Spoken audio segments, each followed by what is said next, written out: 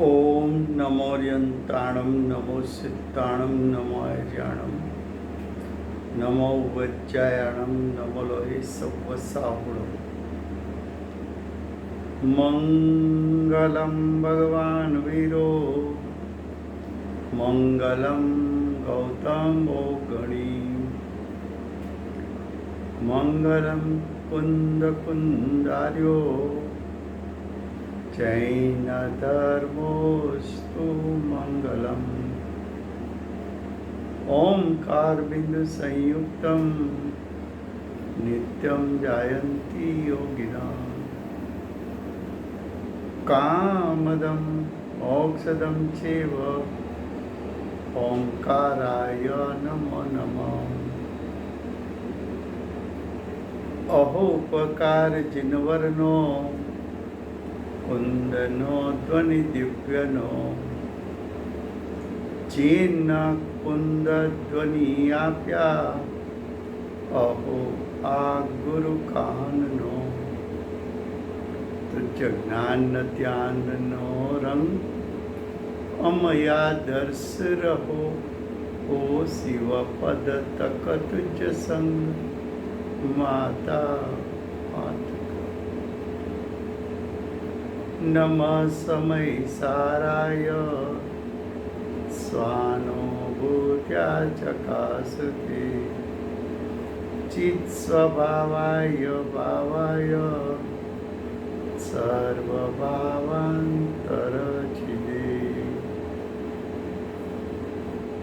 આ સમયસાર નામનું પરમ અધ્યાત્મ શાસ્ત્ર છે.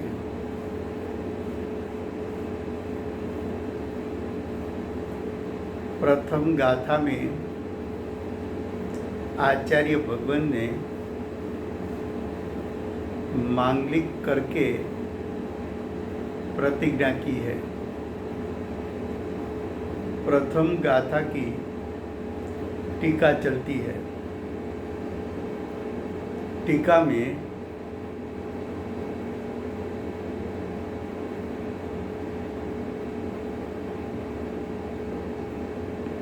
टीका की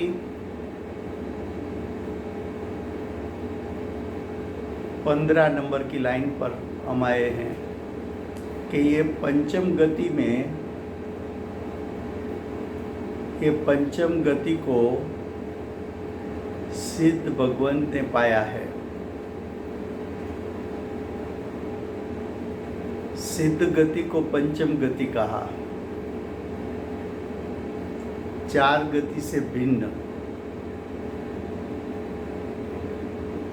तिर्यंच गति, नरक गति, मनुष्य गति और देव गति. वो 4 गति में तो जन्म भी होता है, मरण भी होता है. पंचम गति में जन्म भी नहीं, मरण भी नहीं. पंचम गति सिद्ध गति सादी अनंत काल रहती है. तो देखो, ऐसी पंचम गति को सिद्ध भगवान ने पाया है. उसको अपना और पर के आत्मा को स्थाप कर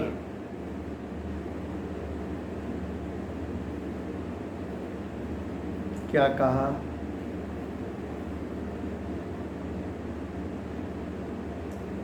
ये टीका की रचना अमृतचंद्राचार्य देव ने की.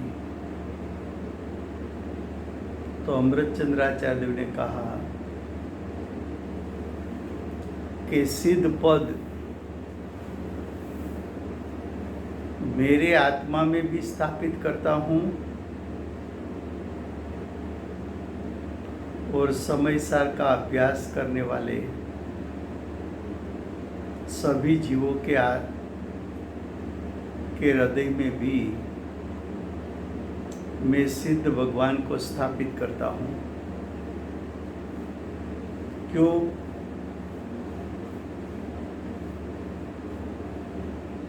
तो कि मेरा ध्येय भी त्रिकाल शुद्ध स्वभाव को ग्रहण करके सिद्ध पद की प्राप्ति करने का मेरा ध्येय है। और आपका ध्येय भी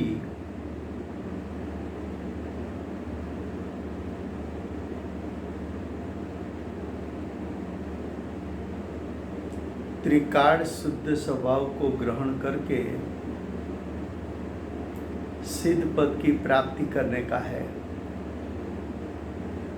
तो मेरे हृदय में और आपके हृदय में मैं सिद्ध भगवान को स्थापित करता हूँ। अब आगे अब ध्यान से देखना। समय को देखो, समय का अर्थ ब्रैकेट में किया है पंडित जी ने, दो अर्थ किया है। एक समय का अर्थ किया सर्व पदार्थ और दूसरा अर्थ किया जीव पदार्थ। जब हमने समय सार की भूमिका बताई तब समय सार का अर्थ किया था कि समय सार में दो शब्द है, एक समय दूसरा सार। समय का एक अर्थ है छह द्रव्य, समय में सारभूत यानी छह द्रव्य में सारभूत यानी छह द्रव्य में इष्ट जीव नाम का पदार्थ है। तो समय का अर्थ जब छह द्रव्य किया तब समय सार का अर्थ किया जीव, और समय का दूसरा अर्थ किया था जीव।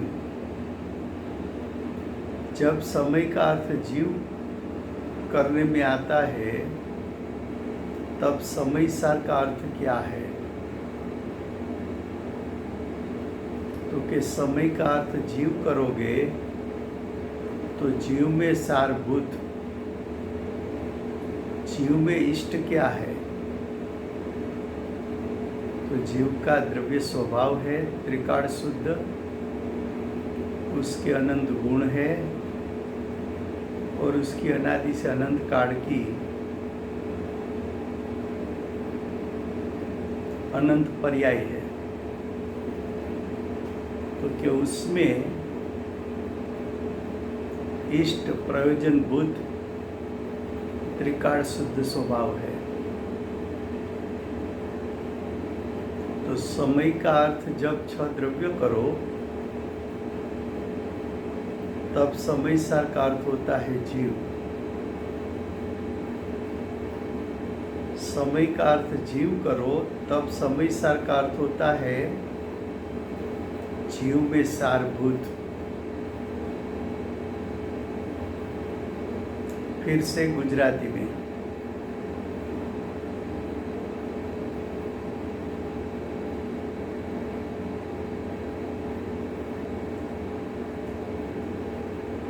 टीकाकार आचार्य ने समय का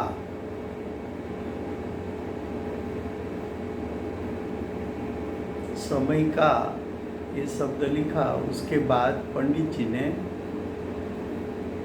उसका बे अर्थ बताया। पंडित जी है एक सर्व पदार्थ, समय नो एक अर्थ कर्यो सर्व पदार्थ, बीजो अर्थ कर्यो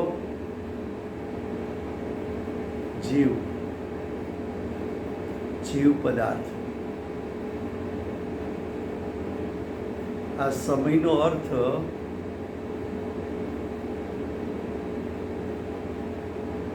नव अधिकार 415 गाथा माटे तमारे याद राखवो पड़े।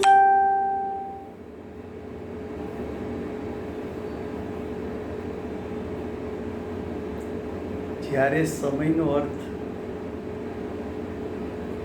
છ પદાર્થ કરે ત્યારે સમયસારનો અર્થ છે જીવ.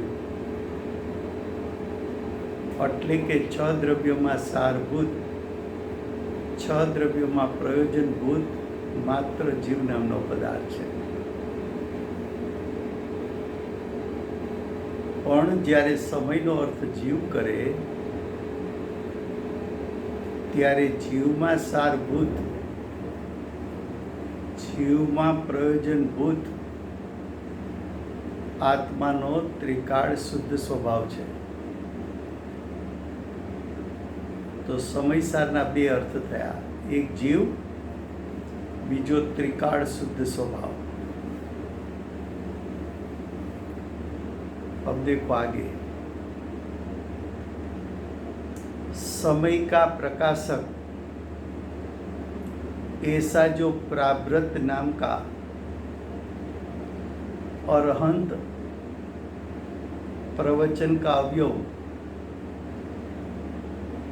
क्या कहा?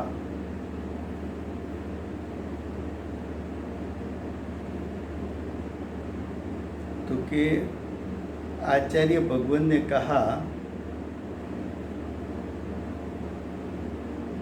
कि तीर्थंकर भगवान की वाणी,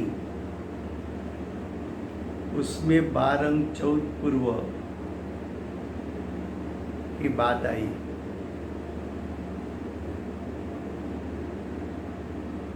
वो 12 अंग 14 पूर्व का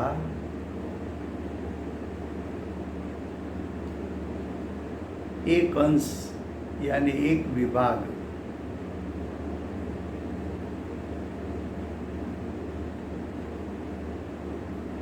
उसको समय प्राव्रत कहने में आता है. भावार्थ में उसका विस्तार होने वाला है, इसलिए मैं यहाँ ज़्यादा विस्तार नहीं कर रहा हूँ. क्या कहा फिर से?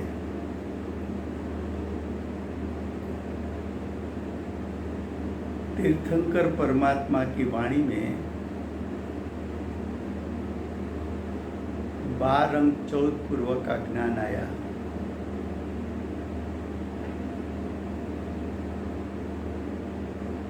गणधर ने अपनी श्रुत लब्धि में उसका उदाहरण किया. उसके बाद शास्त्र रचना की. वो शास्त्र रचना में 12 अंग 14 पूर्व में एक प्रकरण, एक अधिकार समय प्राव्रत नाम का है. उसका विस्तार आगे बताएंगे. अब आगे देखो, अरहन प्रवचन का अंश उसका अनादिकाल से उत्पन्न हुआ. मेरा और आपके, मेरा और पर का मोह का नाश के लिए मैं परिभाषण करता हूँ.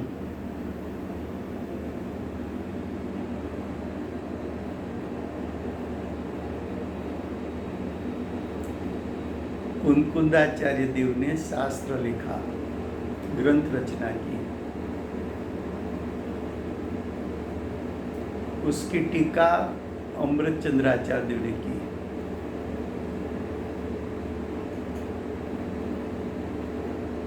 परिभाषण का अर्थ क्या है? परिभाषण किसको कहते हैं? तो कि जो अधिकार कहना है उसको योग्य स्थान पर कहा जाए.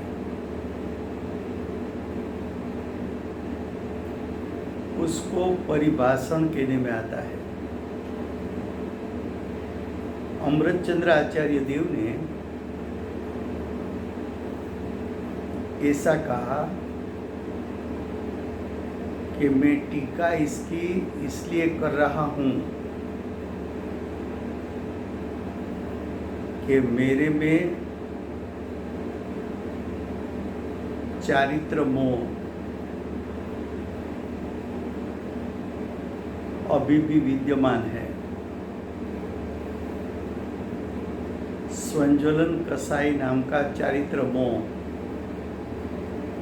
मेरी दशा में विद्यमान है, उसका मुझे नाश करना है और पर का यानी अज्ञानियों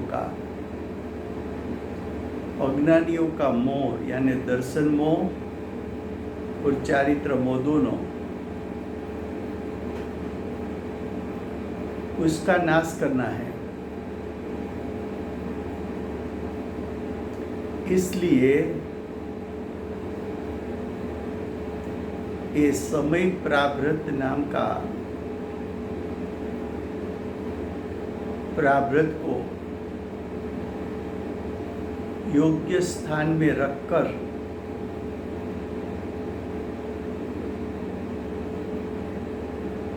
उसको मैं कहना चाहता हूँ, उसका परिभाषण करना चाहता हूँ, उसकी टीका करना चाहता हूँ।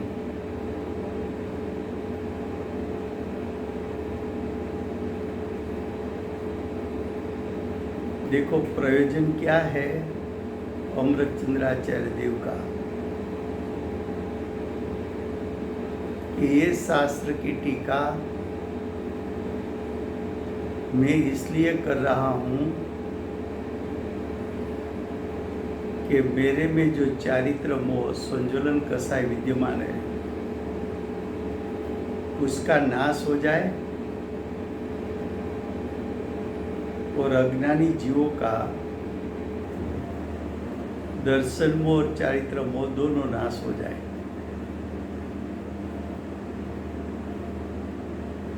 उसका अर्थ ये कि हम सबको ये शास्त्र पढ़ना है, अभ्यास करना है, उसका मनन चिंतन करना है। उसका प्रयोजन ये होना चाहिए कि ये शास्त्र पढ़ते पढ़ते मेरा दर्शन मोह और चारित्र मोह का नाश हो जाए। जिस प्रकार पूज्य गुरुदेव ने ये शास्त्र को निमित्त बनाकर सम्यक दर्शन की प्राप्ति करके दर्शन मोह का नाश कर दिया, ये शास्त्र में ऐसा निमित्त रूप सामर्थ्य है कि ये शास्त्र का तू अभ्यास करेगा तो तेरा दर्शन मोह और चारित्र मोह नाश हो सकता है। इसलिए गुरुदेव ने कहा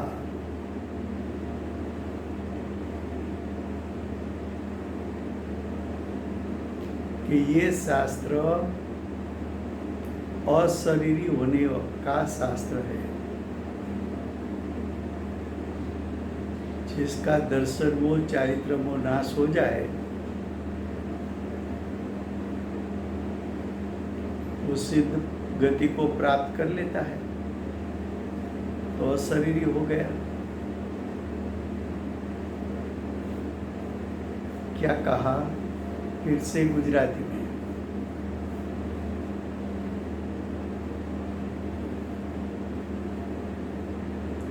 कि આ સમય નામનો પ્રારબ્ધ એ તો તીર્થંકર પરમાત્માની જે વાણી છૂટી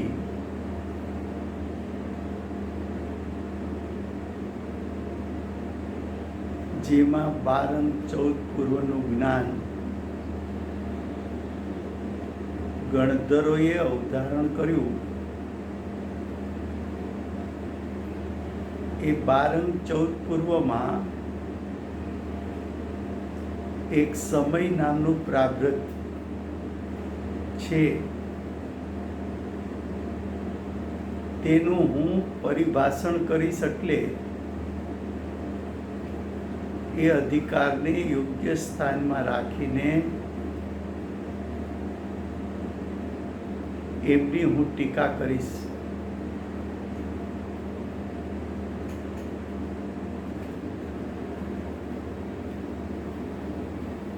આ ગ્રંથનું પરિભાષણ શા માટે કરું છું?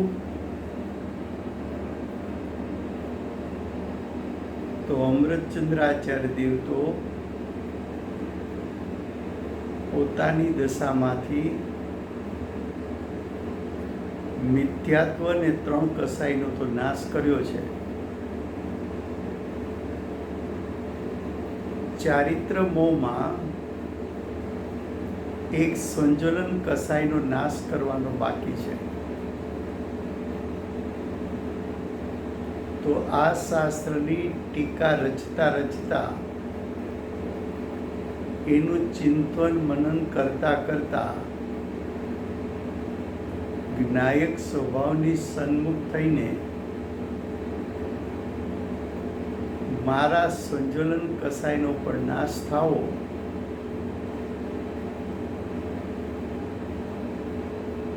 એવી ભાવના સાથે આ શાસ્ત્રની ટીકા કરે છે. અને સાથે સાથે કરુણા કરીને એમ કહે છે કે આ શાસ્ત્રના અભ્યાસ કરવાવાળા અજ્ઞાનીઓ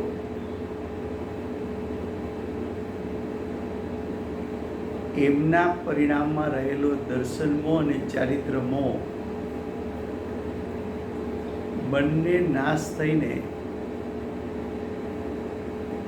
તેઓ પણ સિદ્ધ પદને પ્રાપ્ત થાય. તો આચાર્ય ભગવંતે પ્રથમ ગાથાની ટીકામાં જ કહ્યું કે આ શાસ્ત્રનું પ્રયોજન અજ્ઞાનીની દશામાં રહેલો દર્શન મોહ અને ચારિત્ર મોહ એનો નાશ કરવા માટે આ શાસ્ત્ર રચના છે. તો આ શાસ્ત્રનો અભ્યાસ કરતા સમયે આપણો દર્શન મોહ અને ચારિત્ર મોહ કયા પ્રકારે નાશ થાય એની જાગૃતિપૂર્વક આ શાસ્ત્રનો અભ્યાસ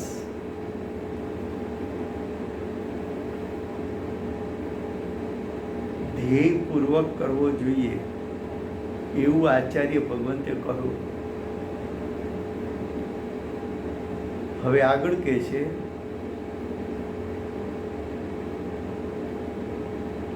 કેવો છે તે અર્યંત પ્રવચનનો અવયવ?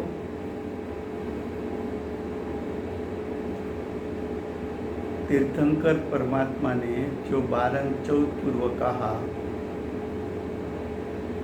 उसमें जो समय प्रारब्ध कहा, वो समय प्रारब्ध कैसा है?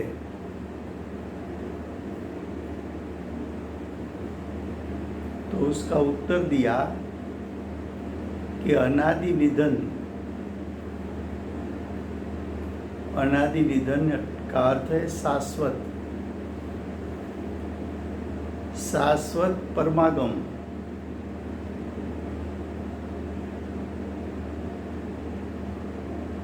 परमागमों भी शाश्वत होते हैं, जैसे शाश्वत भगवंत होते हैं, ऐसे शाश्वत जिनवाणी भी होती है, शाश्वत परमागम भी होते हैं। तो कि अनादि निधन परमागम शब्द ब्रह्म से प्रकाशित होने से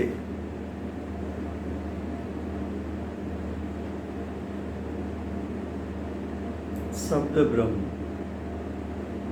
એટલે ભાષા. પણ કઈ ભાષા, કયા શબ્દો, किस भाषा, कौन से शब्द? तो कि जिस शब्द का वाच्य त्रिकाल शुद्धात्मा है,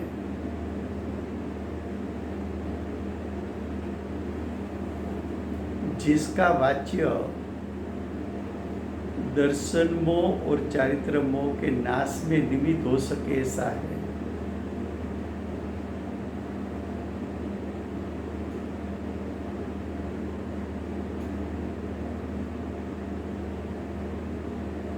ये तीर्थंकर भगवान की वाणी कैसी है? तो वाणी तो भाषा वर्णा है, वो तो शब्द ब्रह्म है. शब्द ब्रह्म इसलिए कहा कि वो शब्द भगवान आत्मा को दिखाते हैं.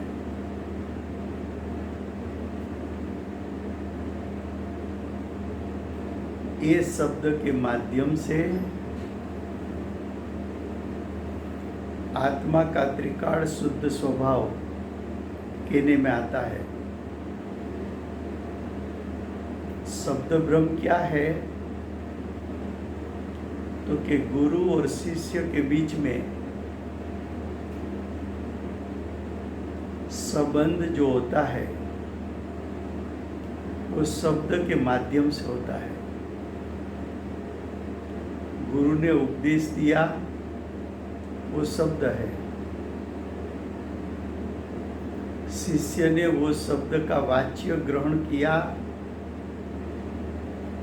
वो शिष्य है.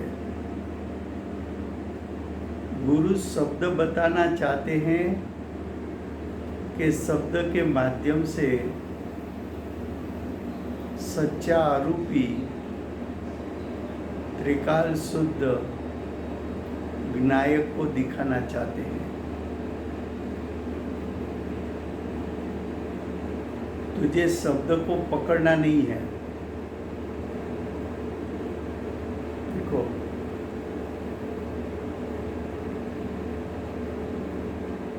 जब तू पानी शब्द बोलेगा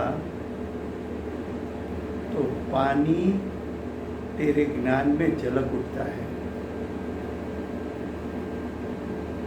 उसका स्वरूप झलक हो जाता है.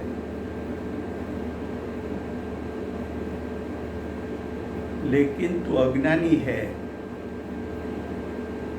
आत्मा शब्द बोलेगा तो तेरे ज्ञान में आत्मा झलकता नहीं है. क्यों? उसका अनुभव नहीं किया है. और गुरुदेव आत्मा शब्द बोले, गुरुदेव शुद्धात्मा शब्द बोले, उसके साथ साथ शुद्धात्मा का स्वरूप ज्ञान में झलकता है.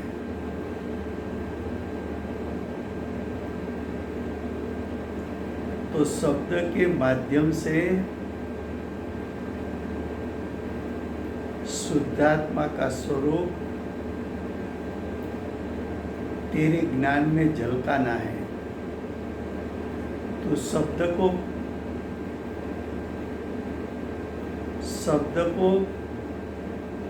शब्द की पकड़ मत कर. शब्द किसको दिखाता है वहां तक चला जा. पानी शब्द से तेरी तरस छिपेगी नहीं, पानी से तेरी तरस छिपेगी. आत्मा शब्द से अतीन्द्रिय ज्ञान, अतीन्द्रिय सुख नहीं मिलेगा. आत्मा का अनुभव करने से अतीन्द्रिय ज्ञान, अतीन्द्रिय सुख का आस्वाद आएगा.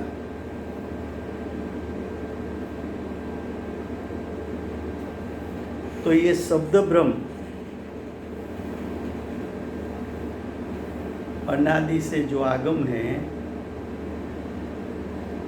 उसके जो शब्द है, वो शब्द क्या प्रकाशित करता है? आत्म स्वभाव को प्रकाशित करता है। तो ये शब्द ब्रह्म ने प्रथम प्रकाशित क्या किया? तो कि सर्व पदार्थों का समूह, यानी षट द्रव्य का समूह, भगवान ने प्रथम षट द्रव्य बताया।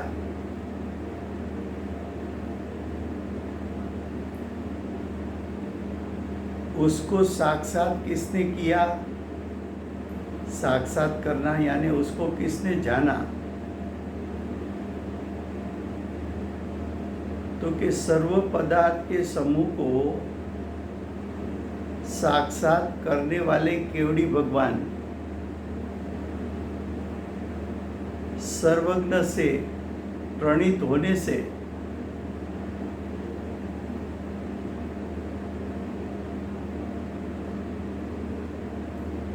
छह पदार्थ का समूह ऐसा विश्व सर्वज्ञ भगवान ने, तीर्थंकर परमात्मा ने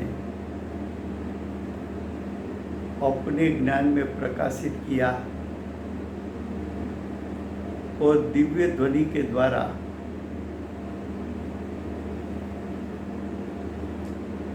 प्रणीत होने से, यानी दिव्य ध्वनि से कहने में आया।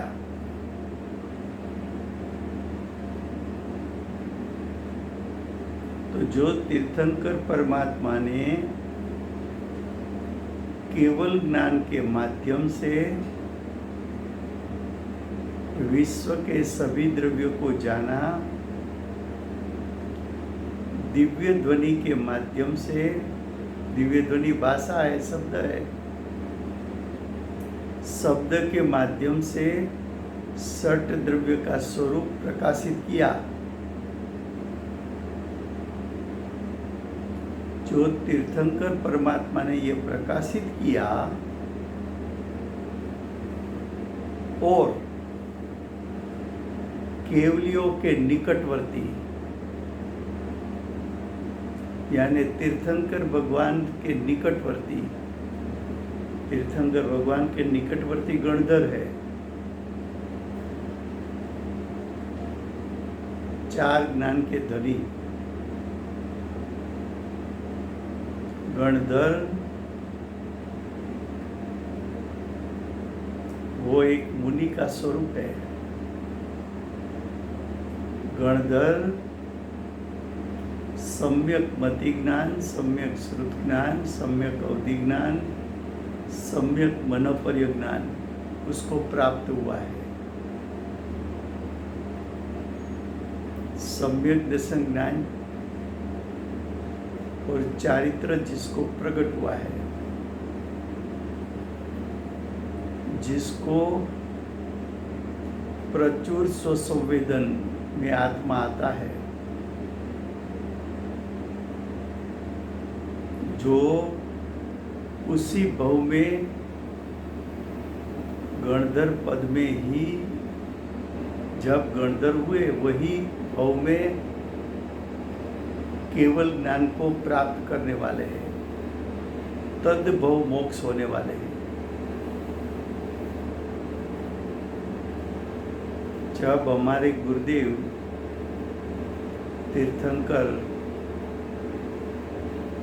पद प्रकट होगा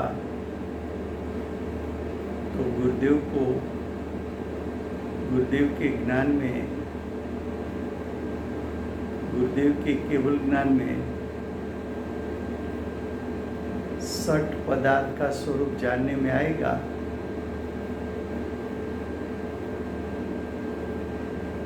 गुरुदेव की वाणी छूटेगी, दिव्य ध्वनि छूटेगी। मुख्य गणधर बेन श्री उसको ग्रहण करेंगे और 12 अंक 14 पुरों की रचना करेंगे। वो 12 अंक 14 पुरों की रचना में एक समय नाम का प्रावृत है।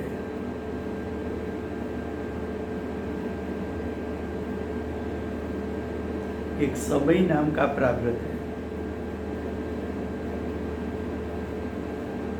तो देखो,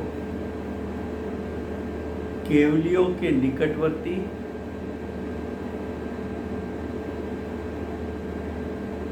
साक्षात सुनने वाले और अनुभव करने वाले ऐसे श्रुत केवड़ी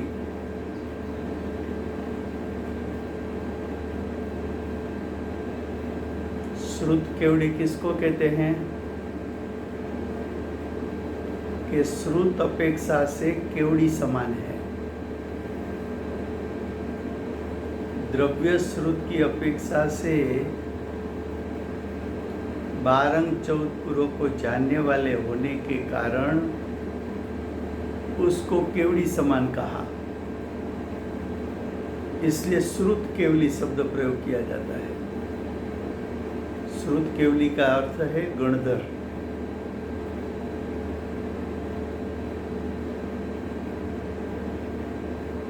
तो कैसे श्रुत केवली गणधर देवोए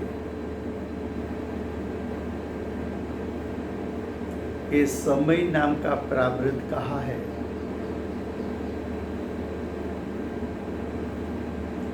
इसलिए वो प्रावृत प्रमाण है, यानी सत्यार्थ है। समय प्रावृत कोई कल्पना नहीं है,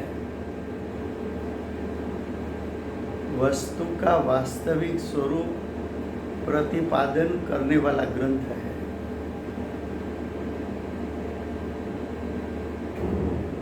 वो सत्यार्थ ग्रंथ है। सत्यार्थ क्यों कहा?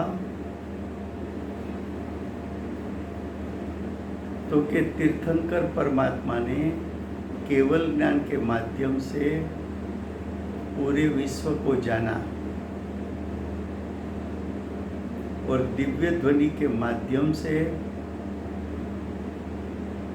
सठ द्रव्य का स्वरूप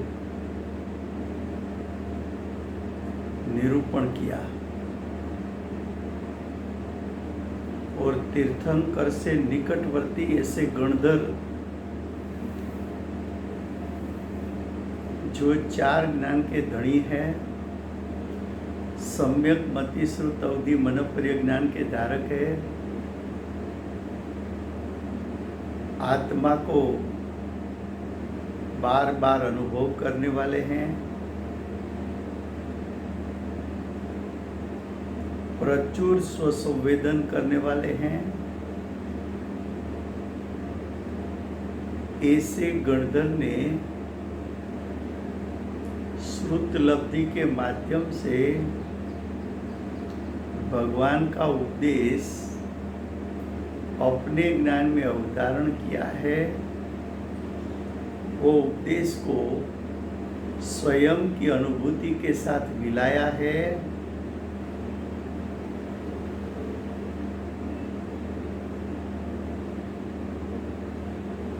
और वो वाणी में त्रिकाल शुद्धात्मा को प्रतिपादन करने की शक्ति है और जैसा वास्तविक आत्मा का स्वरूप है, 6 द्रव्य का स्वरूप है, वैसा ही प्रतिपादित किया हुआ है। उसका प्रतिपादन राग द्वेष के रहित है, इसलिए ये समयसार प्रावृत नाम का ग्रंथ वो प्रमाण ग्रंथ है, सत्यार्थ ग्रंथ है। देखो,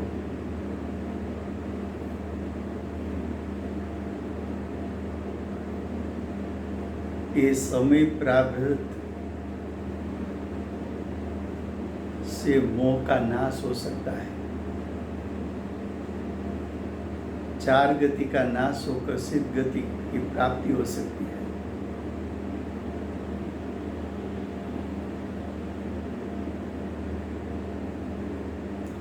श्रुत केवड़ी गणधरों ने कहा, होने से प्रमाणता को पाया है। अब आगे, अन्यवादियों ने आगम की जिस प्रकार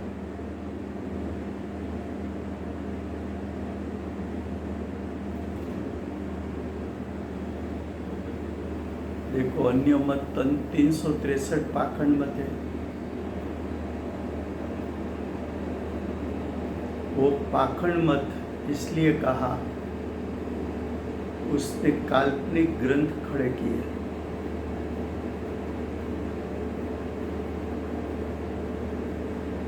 काल्पनिक ग्रंथ क्यों खड़े किए?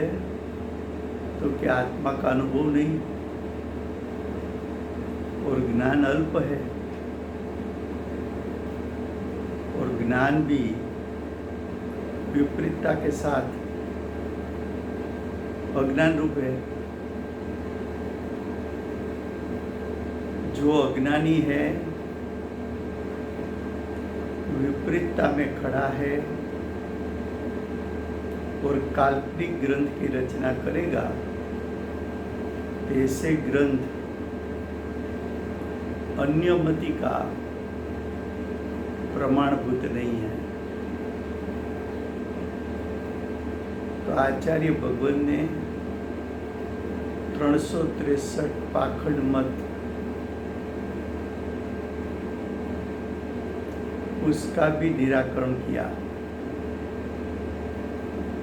और समयसार प्राकृत ग्रंथ यथार्थ क्यों है उसकी न्याय युक्ति भी बताई। अब भावार्थ,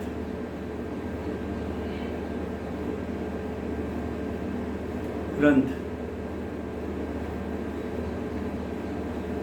જુદી જુદી ભાષા છે ને, પ્રાકૃત ભાષા છે, પછી સંસ્કૃત ભાષા છે, હિન્દી છે, ગુજરાતી છે, તો એમ જુદી જુદી ભાષાનો શબ્દ ફરી જાય ને, જેમ આપણે ગુજરાતીમાં ગ્રંથ કહીએ.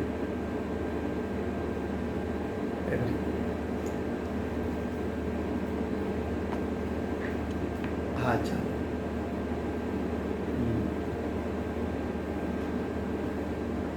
આચાર્ય ભગવંતે એમ કહ્યું કે આ અરહંત પ્રવચનનો અવયવ એટલે અંશ. અરહંત પ્રવચન કોને કહેવાય? તો કે તીર્થંકર ભગવાનની વાણી એ ઉત્કૃષ્ટ વાણી છે. ઉત્કૃષ્ટ વાણીને પ્રવચન કહેવાય. હવે અરહંત ભગવાનનો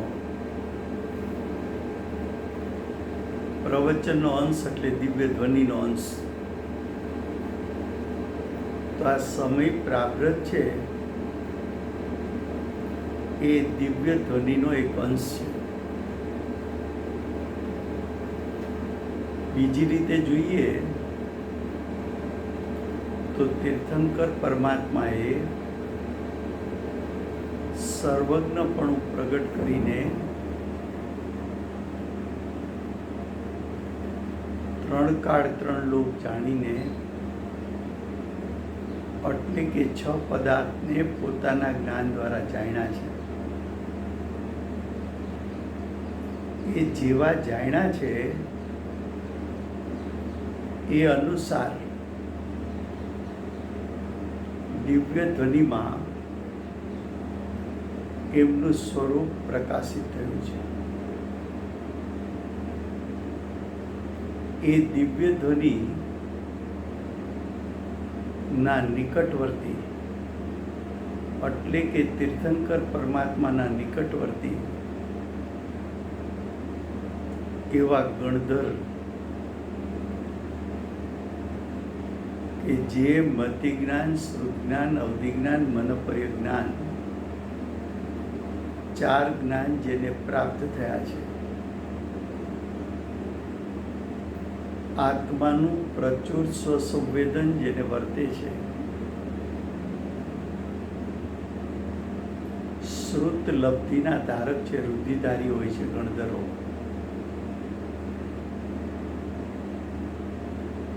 તો ભગવાનની વાણી છૂટી એ ગણધરોએ શ્રુત લબ્ધિમાં ગ્રહણ કરીને પ્રચુર આત્મ સ્વસંવેદન સાથે મેળવીને 12 અંગ 14 પૂર્વની રચના કરી શકે એવા શક્તિરૂપ સામર્થ્યવાળા હોવાથી ગણધરોએ આ રચના કરી છે 12 અંગ 14 પૂર્વની. એનો એક અવયવ, એનું એક અંગ, એનો એક પેટા અધિકાર એ સમય પ્રારબ્ધ છે.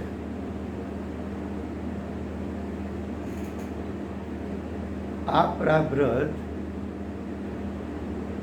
એટલે કે આ ગ્રંથ સર્વ પદાર્થના સમૂહને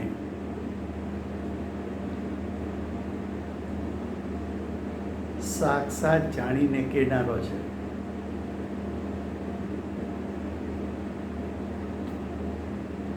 આ વાત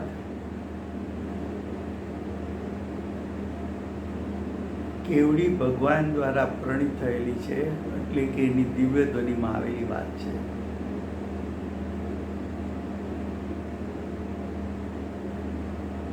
દિવ્ય ધ્વનિને સાંભળનાર એવા ગણધર પોતે પણ અનુભવી છે, આત્માની અનુભૂતિ કરી છે.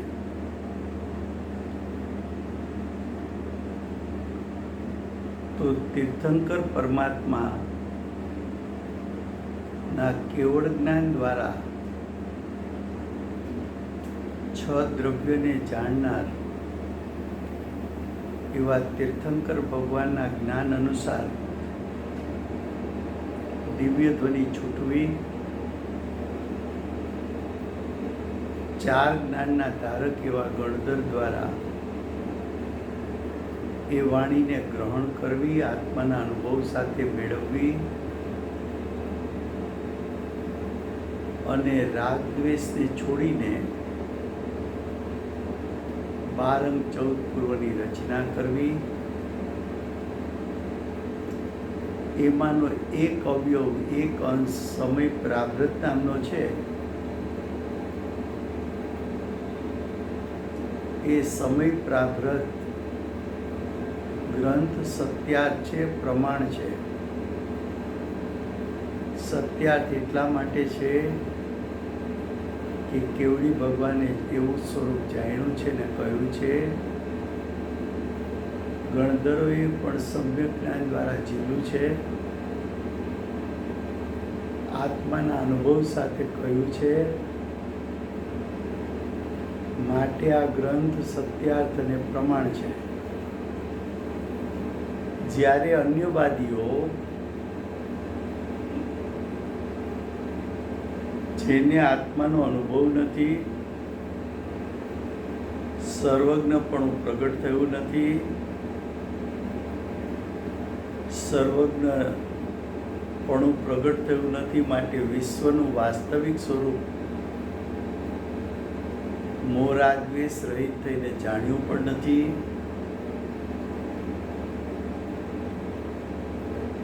અજ્ઞાની મિથ્યા દ્રષ્ટિ છે, એવા અજ્ઞાનીને મિથ્યા દ્રષ્ટિ દ્વારા રચાયેલ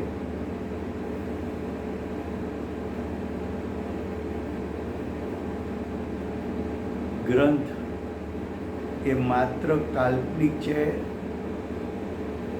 એની કોઈ સત્યાર્થતા નથી. તો 363 પાખંડ મત એની સત્યાર્થતા નથી એમ કહીને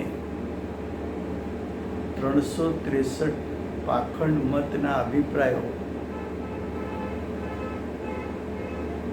એનું ખંડન પણ સાથે સાથે આચાર્ય ભગવંતે કર્યું છે. હવે ભાવાર્થ.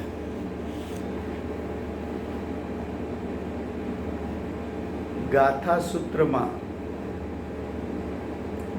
सूत्र में उसका अर्थ कुंकुंदाचार्य देव ने क्या कहा, तो कि कुंकुंदाचार्य देव ने कहा वक्ष्यामि, उसका अर्थ टीकाकार ने क्या किया, टीकाकार ने टीका संस्कृत में की, तो अमृतचंद्राचार्य देव ने संस्कृत में उसको क्या कहा, वच परिभाषणे,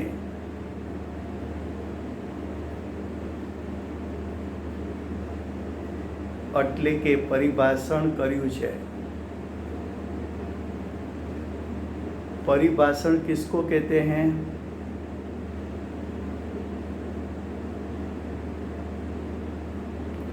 तो कि परिभाषण का अर्थ है अधिकार को यथास्थान में रख कर उसका यथार्थ अर्थ के द्वारा वस्तु का स्वरूप बताना, उसको परिभाषण कहने में आता है।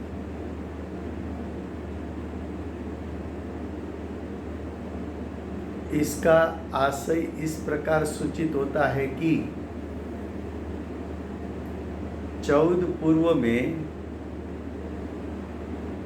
जो 12 14 पूर्व है ना, उसमें 14 पूर्व में ज्ञान प्रवाद नाम का 5वां पूर्व,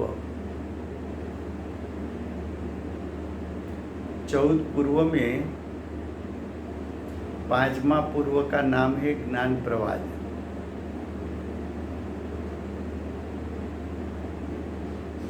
उसमें जो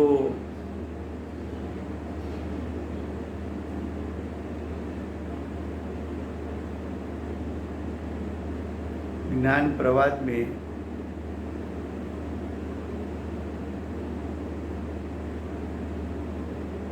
जो भिन्न भिन्न प्रावृत्त है अंदर में पेटा विभाग में, उसमें 10वां प्रावृत्त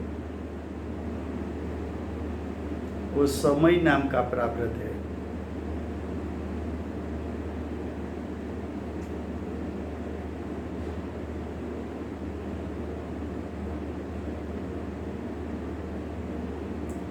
ऐसा जो प्रावृत्त है उसके मूल सूत्र यानी उसका मूल सिद्धांत, उसके शब्दों का ज्ञान प्रथम तो बड़े बड़े आचार्यों के पास था। देखो, जब तक गणधरों की उपस्थिति थी तब तक तो शास्त्र रचना नहीं की गई। क्यों? तो कि गणधरों जब थे तभी आचार्यों भी ऐसे थे कि गणधर के पास या भगवान के पास एक बार सुना तो धारणा में रह जाता था, इतना फाट फाट क्षोभसम था। दिन प्रतिदिन क्षोभसम क्षीण होता जा रहा है।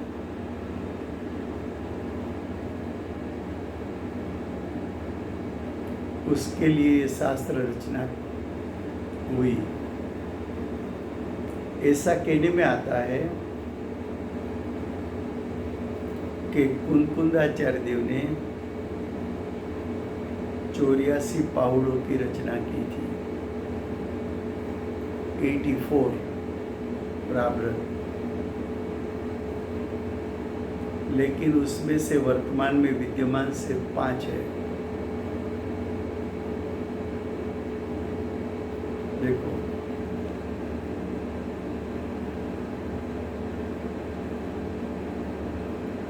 और सिर्फ 5 है तो भी हमें याद नहीं रहते हैं।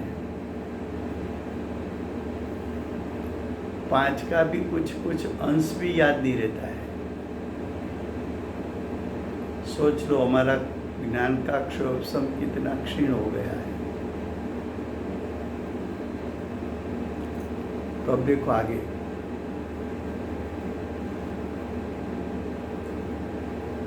तो मूल सूत्रों का, शब्दों का ज्ञान तो पहले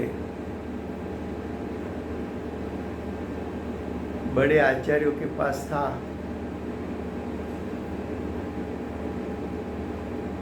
और उसके अर्थ का ज्ञान आचार्यों की परिपाटी अनुसार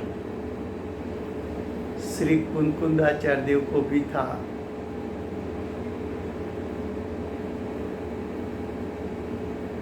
उसने यानी कुनकुंदाचार्य देव ने समय प्रावृत्त का परिभाषण किया,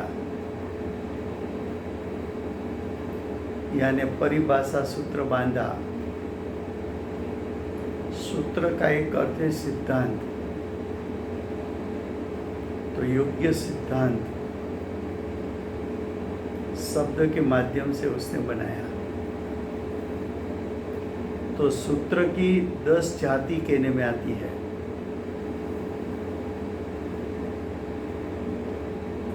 उसमें एक परिभाषा नाम की जाति है।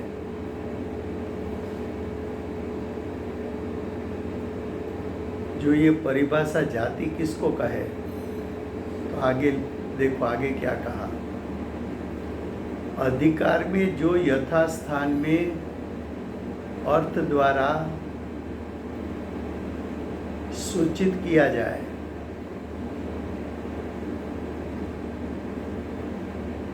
उसको परिभाषा कहने में आती है। देखो आचार्य भगवान के ये समयसा ग्रंथ देखो, तो उसमें 12 अधिकार है।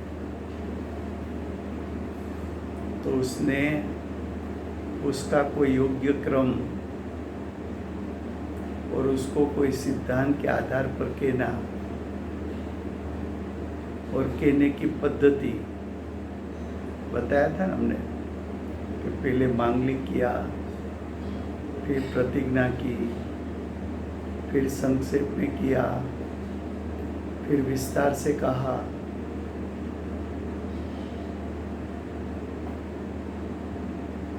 संक्षेप में जो कहना है वही विस्तार में कहना है, और प्रतिज्ञा में जो कहना है वही संक्षिप्त में कहना है, वही विस्तार से कहना है। उसका जो मूल तत्व ज्ञान है वो तो वही न वही रहेगा, विषयांतर नहीं होगा।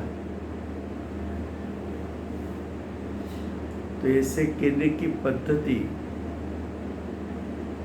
वो परिभाषा जाती है। अब आगे,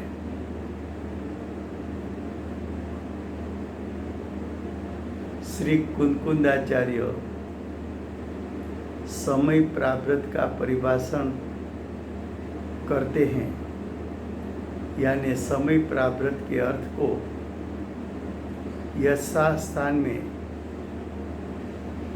जनाकर परिभाषा सूत्र रचा है। तो इस प्रकार कुनकुंदाचार्य देव समय प्रावृत्त की रचना करेंगे और अमृतचंद्राचार्य देव उसको उस प्रावृत्त की टीका की रचना करेंगे। समय हुआ है, हम यहाँ तक रखते हैं।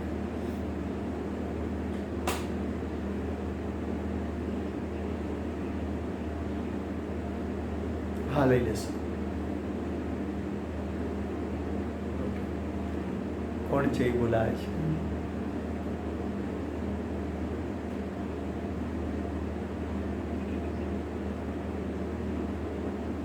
તમે